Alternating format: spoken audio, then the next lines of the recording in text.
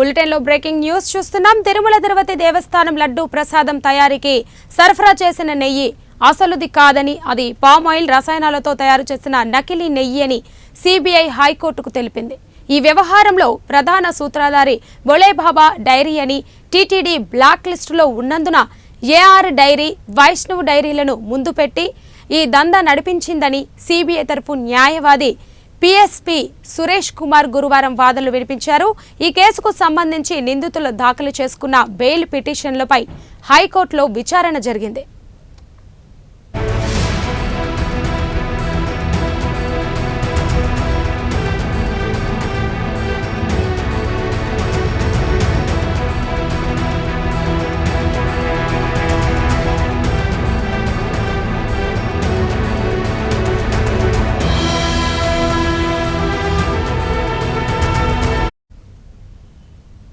YCP ప్రభుత్వ హయాంలో టీటీడీకి సరఫరా చేసిన నెయ్యిపై సుప్రీంకోర్టు ఏర్పాటు చేసిన ప్రత్యేక దర్యాప్తు బృందం విచారణ జరిపిందని సిబిఐ న్యాయవాది కోర్టుకు తెలిపారు. భోలేబాబా డైరీకి పాలు సేకరించి నెయ్యి ఉత్పత్తి చేసే వ్యవస్థలే లేదని, ఈ విషయాన్ని రైతులే స్వయంగా చెప్పారని ఆయన పేర్కొన్నారు. కేవలం పామ్ ఆయిల్, రసాయనాలు, ఇతర ముడి పదార్థాలతో నకిలీ నెయ్యి తయారు చేసి ఏఆర్ డైరీ, వైష్ణవి డైరీల ద్వారా టీటీడీకి సరఫరా చేసినట్లు సిట్ దర్యాప్తులో తేలిందని వివరించారు. భోలేబాబా డైరీని టీటీడీ బ్లాక్ లిస్టులో పెట్టడంతో ఈ రెండు డైరీలతో ఒప్పందం కుదుర్చుకొని పక్కా ప్రణాళిక ప్రకారమే ఈ మోసానికి పాల్పడినట్లు ఆధారాలున్నాయని తెలిపారు. వాట్సాప్ గ్రూప్ చాటింగ్ వివరాలను కూడా సేకరించినట్లు కోర్టు దృష్టికి తీసుకెళ్లారు.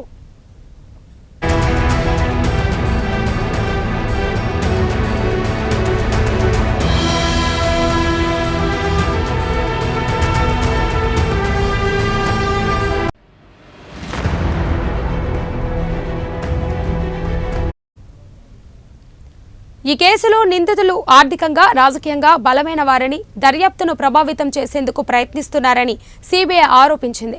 సాక్షిగా ఉన్న సంజీవ్ జైన్ 2025 ఏప్రిల్ 7న ఢిల్లీ నుంచి తిరుపతి విమానాశ్రయానికి రాగా నిందితులు ఆయనపై దాడి చేసి బెదిరించి చెన్నై మీదుగా బలవంతంగా ఢిల్లీకి తిప్పి పంపించారని తెలిపారు. అలాగే మరో నిందితుడు ఆశీష్ రోహిల్లా నేరాంగీకార వాంగ్మూలం ఇచ్చేందుకు సిద్ధపడగా అతనికి తెలియకుండానే అతని పేరు మీద హైకోర్టులో పిటిషన్ వేశారని, ఈ విషయాన్ని రోహిల్లా స్వయంగా హైకోర్టు రిజిస్టర్కు మెయిల్ ద్వారా ఫిర్యాదు చేశారని కోర్టుకు విచారించారు.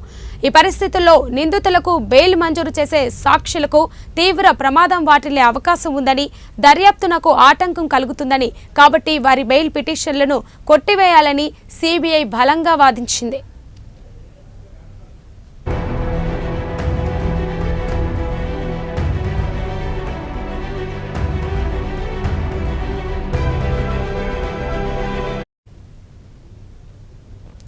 అంతకుముందు నిందితుల తరపున సీనియర్ న్యాయవాదులు సివి మోహన్ రెడ్డి, ఎస్ శ్రీరామ్ వాదనలు వినిపించారు.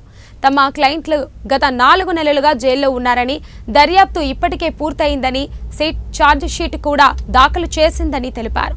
కేసుకు సంబంధించిన అన్ని ఆధారాలు సిట్ వద్ద ఉన్నాయని, నిందితులు అనారోగ్యంతో బాధపడుతున్నారని పేర్కొన్నారు. ఏఆర్ డైరీ మాత్రమే టీటీడీతో ఒప్పందం చేసుకుందని, భోలేబాబా, వైష్ణవి డైరీల డైరెక్టర్లకు ఈ వ్యవహారంతో సంబంధం లేదని వాదించారు.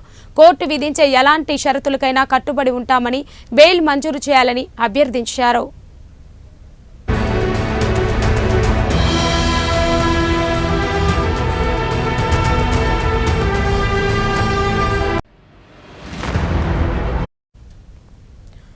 బెయిల్ కోరుతూ హైకోర్టును ఆశ్రయించిన వారిలో ఏఆర్ డైరీ ఎండీ రాజు రాజశేఖరన్, భోలేబాబా ఆర్గానిక్ డైరీ డైరెక్టర్లు పామిల్ జైన్, విపిన్ జైన్, వైష్ణవి డైరీని సీఈఓ అపూర్వ వినయకాంత్ చవడా ఉన్నారు.